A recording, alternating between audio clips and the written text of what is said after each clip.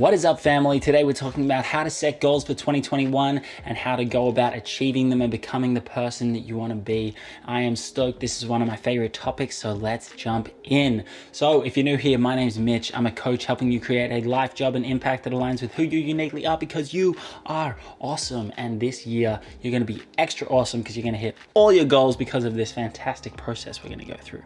So let's just jump into it because I am excited. I want to get going. So the first thing you want to do when you're setting your goals for 2021 and any year really is to set the theme or set the tone for your year.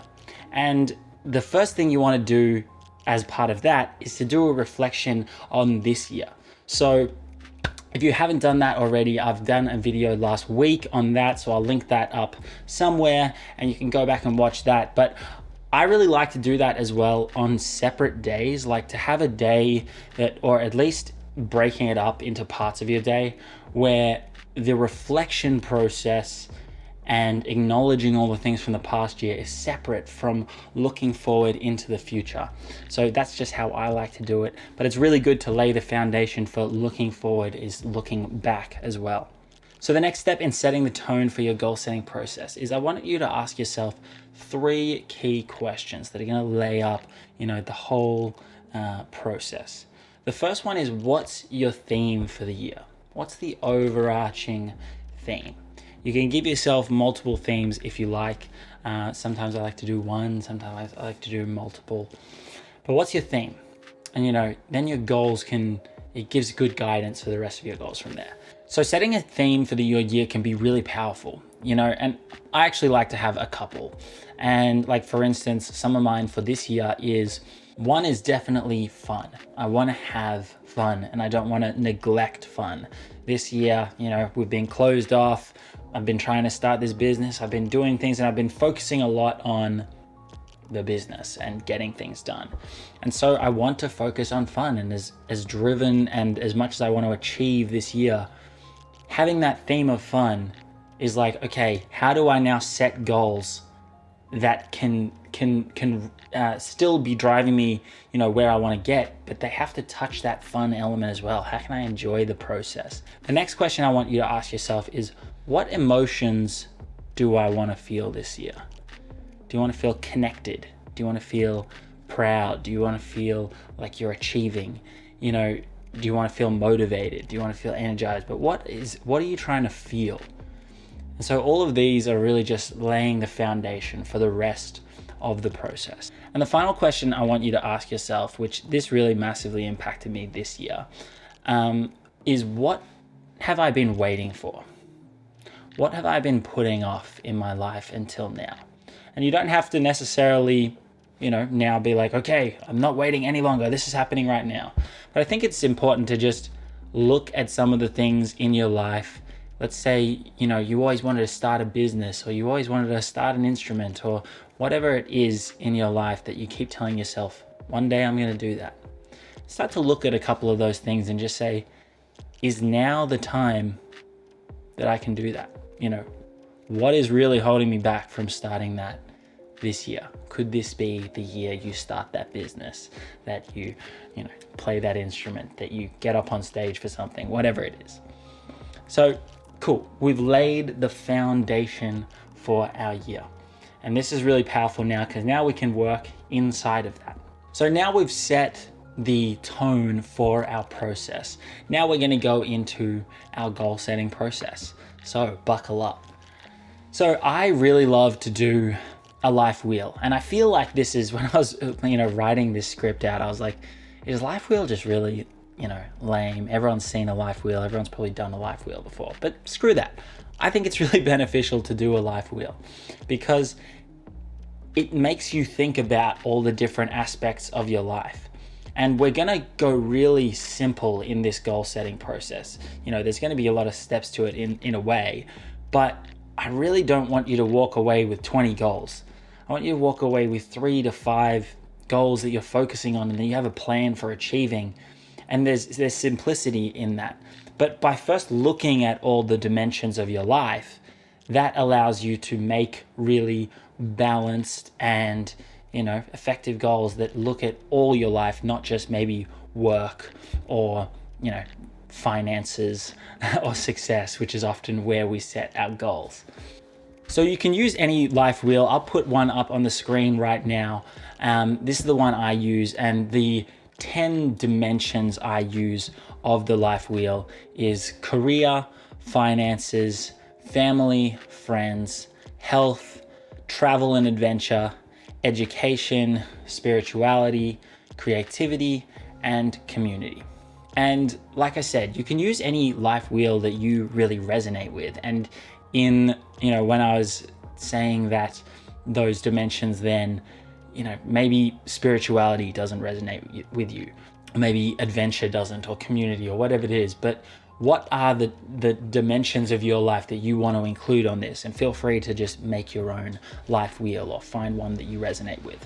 And so once you've got your life wheel, think it's good you might have done this in your reflection already, but to mark yourself on where you feel like you are now on all of these different dimensions, and then where you want to be at the end of the year. And there's going to be areas that you're like, okay, I'm relatively where you want to be, or this needs a lot more work than others. And so set out where you are now and then where you want to be. And that'll give you, some good attention towards, okay, these areas need a little bit more work. And then I want you to put 2 to 3, or, it can be as many dot points as you want, but to dot point out what you want each of those dimensions to include over the next year.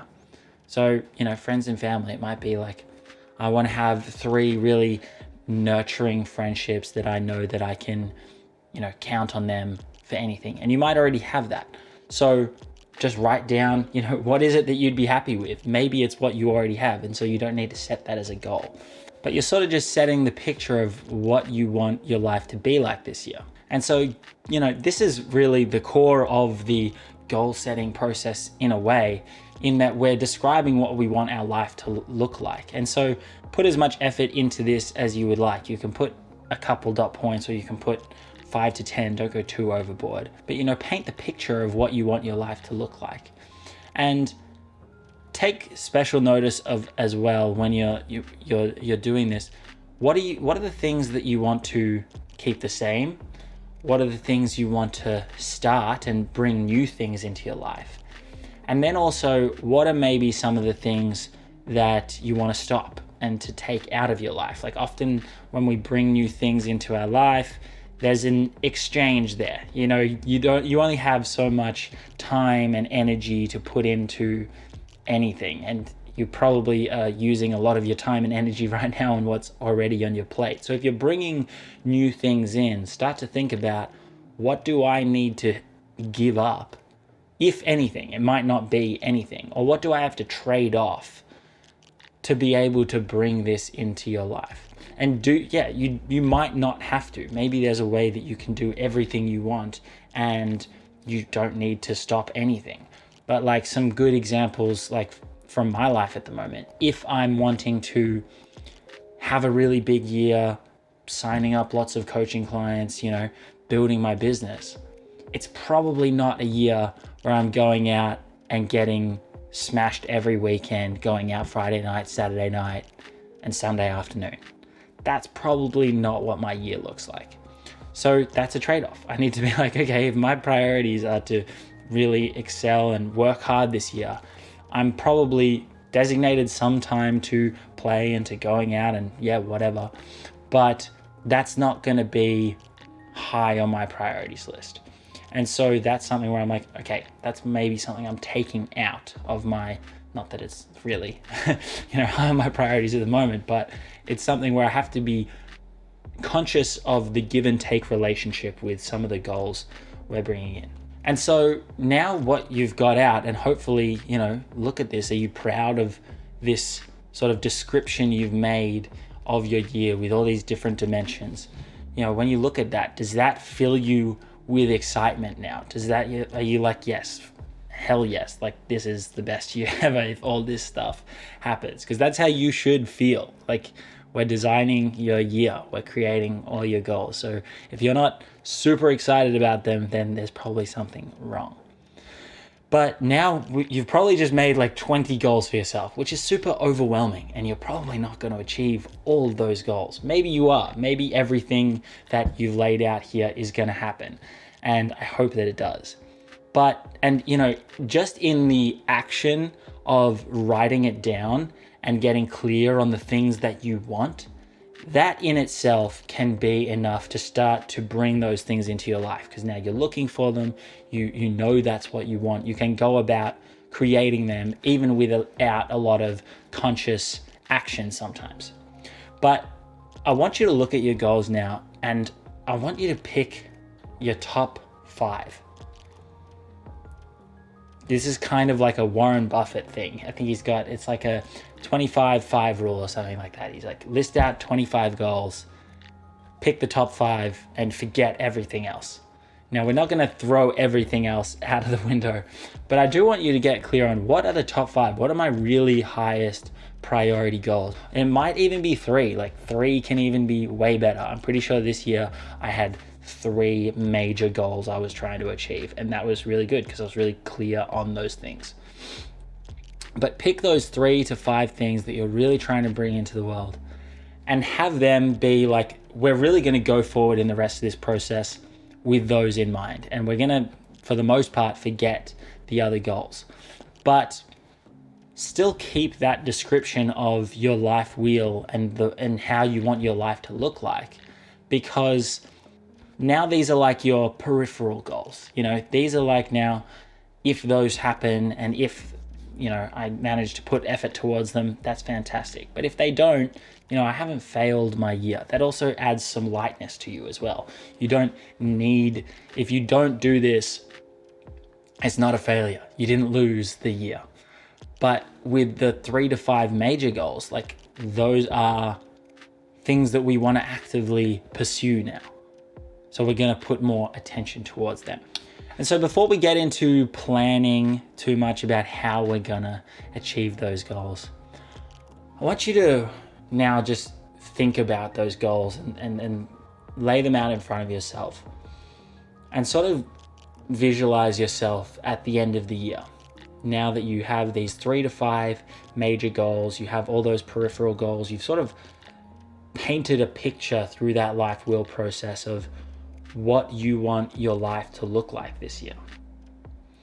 And I want you to visualize the person that is executing all that stuff. Like, what do you look like at the end of the year, having achieved everything, having that whole picture that you've laid out?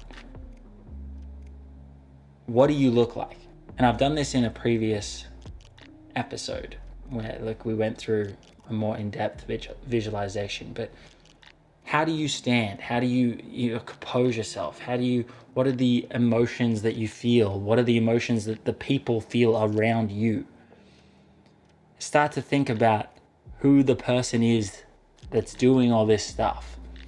Because if we can get clear on that person that's achieving on all these goals, and we can start to step into that person now, we can start to think about, okay, that person's super cheerful or like satisfied all the time. Let's step into satisfaction or cheerfulness now, because that energy is going to create the things that we want more quickly than if we're like, oh, I'm going to work my ass off and I'm not going to be able to smile until I've got this done. That sounds like a lot to me. And often the energy that we go about creating something with is the energy we imbue into it in the process that will be the outcome, will be imbued with that energy as well. So, you know, how can we step into that person, and what does that person look like, and what is your process as well for reminding yourself to step into that version of yourself? You can do this lots of different ways. Like, I personally love visualizing. Some people set little reminders on their phones of like 3 of the main, you know, energies or feelings that they want to feel, and just throughout the day to remind themselves. Or you might be, you know, journaling every so often about how you're moving towards that. I was actually having a conversation today with a sort of prospect for someone I might work with, And we were talking about her priorities in her life, and she was talking about how she wasn't sure whether she needed to feel the feelings now, or like feel the satisfaction and enjoyment and the lack of stress with working out her path now, or if she needed to work out all those things and then she would allow herself to, feel good at the end of it. And it was quite funny in a way, because like if you just hear those two, it sounds like obvious. Like you shouldn't just wait until, you've finished it to be able to feel that, because, if we wait until the end goal to feel the positive emotions, there's always going to be another goal. There's always going to be something that's not complete. There's always going to be another thing. And so don't wait to reward yourself or to feel the satisfaction or to feel the joy or to be the energy that you want to be around other people until you've achieved those things. And instead step into that now, and everything you're trying to achieve will become easier. And the final step that I think is really beneficial to do is so we've taken these 3 to 5 major goals and to plan for success. Seems obvious, but not to plan out the whole year. I think the year is really far off. I like to work in quarters, and I've not done a video on this in the past, but I really love having a 3-year plan, a 1-year plan, and a 3-month plan. 3-year is like far off away, that can move, that can change, whatever. The 1 year is a bit more rigid in terms of I actually have put some thought into that. I want to, get to there by the end of the year, but if it doesn't, that's okay. And the 3-month is like, okay, that's what I'm executing on. This is really the plan for what I'm trying to achieve. And because anything further than that, too much can change in that time. And so whether you want to reverse engineer this, work your way back from 3 months, or you want to work forward to it, but take these 3 to 5 major goals and think about, how am I going from Jan 1st, or maybe don't even wait till Jan 1st. Start today, start now. But what am I, I like to actually draw out sort of like a 3-month in a line, and there's, Jan, Feb, March, and I have all the major goals, and what are the milestones towards those goals? How can we break each one of those goals down into the smaller tasks that we need to do in the next 3 months to move towards that larger goal at the end of the year? And when you're thinking about this, think about what has worked in the past. What works for me to achieve my goals probably won't work for you, or might not work for them, or it might not work for them. But what has worked for you, and how can we create more of that? I know for myself, I love accountability. I really want to set up, some sort of mastermind group to help me move towards my goals this year. But whatever it is, look for your past. What has helped you achieve your goals in the past, in an enjoyable way as well. And then once we've got our 3 months plan, think about how you're going to stay accountable to that. So what has worked for you in the past of achieving your goals? And then also, what do you need to do to make sure you're on track? For me, that looks like a weekly review or a monthly review. I personally like weekly reviews because it allows me to assess how I'm going, reset. Often I have a pretty poor week and I don't achieve what I want. And a weekly review allows me to reset and say, okay, that wasn't good enough. Let's go again. But 3 months might be enough for you. 3 months might be the perfect amount of time where you only want to check in that many, times a year, 3 times, 4 times a year, and you just want to stay consistent to that. But what is the process you're going to take to make sure you're staying accountable to that and you're moving towards it? It could look like, having an accountability buddy where you have a chat each week about it. You could have an individual little Asana board that you're moving everything along and you're staying on track, or setting reminders of okay, this milestone was supposed to be in by this stage. But what are the things that you're doing that are keeping you accountable on the micro, on the day-to-day, the week-to-week, the month-to-month? towards these larger goals. And I don't want to like sound like too structured in all of this. I personally like a bit of structure. I like to do my weekly plans and to do my yearly reviews and my quarterly reviews and whatever. But the reason for that is that it allows me to be free flowy inside of that. You know, by having that sort of masculine structure in my life, it allows me to have that feminine, you know, playing and enjoying and exploring when I'm not doing that. All my planning comes down to that weekly review. And then outside of that, I can just go about doing it and I can enjoy it. And I don't need to think about the fact that, oh, what if this thing's slipping away? Oh, I haven't thought about that in a while. Or a month goes by and I haven't thought about anything. So, you know, I feel like when I watch my videos back sometimes, like it can seem like there's a lot of structure in some of the things that I'm saying, you know, particularly like weekly reviews or whatever. But there's a balance to that. There's a give and take. There's like the structure allows for the presence when you're not in that structure. By allowing yourself once a week or once a month to check in and be really focused on like, okay, how am I tracking? How am I tracking? Then when you step out of that container, you can just go about executing. You can just go about doing it and playing and enjoying and having fun with your year. That is one thing you should be trying to incorporate, is a bit more fun and enjoyment into your year, particularly after this year. And the final thing that I want you to think about before I let you go and smash your year and all your goals and you just go kill it is, what is your process for getting back on track? Because newsflash, you are 100% gonna fail on your goals at some point. You are gonna fall over. This year, I've had so many instances where I've just been like flat because it's just been like a very energetically awkward year on a global scale. But what is your process for getting back on track when that happens? Again, what helps you achieve your goals? Think about what works for you. And what are you going to do? Is it a little mini ceremony you're going to go through? I personally love sometimes, like when I'm really not staying accountable and stuff, I write down on a little note like what's going wrong, what I want to move into, and I might like burn that and like send it as an offering. It's this little process and little mini ceremony where it's like, okay, I acknowledge what's happened and then I move into it. Or yours might be, I'm going to go have an ice bath and shock myself into, you know, moving forward again.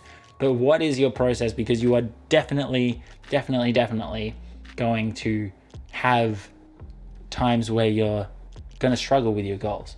And having that action plan ready allows you to pick yourself up without having to spend weeks and months, you know, wallowing in this pit of unproductive, unenjoyableness. So yeah, have a think about what you're going to do in those instances. And so that is all for now. I hope that you have enjoyed this goal setting process. I hope that you are pumped about your goals. I hope that you are ready to go smash the year and go make up for the year that we had this year. So let me know if you enjoyed this process down below. Let me know if you have any questions, and I will see you soon, family.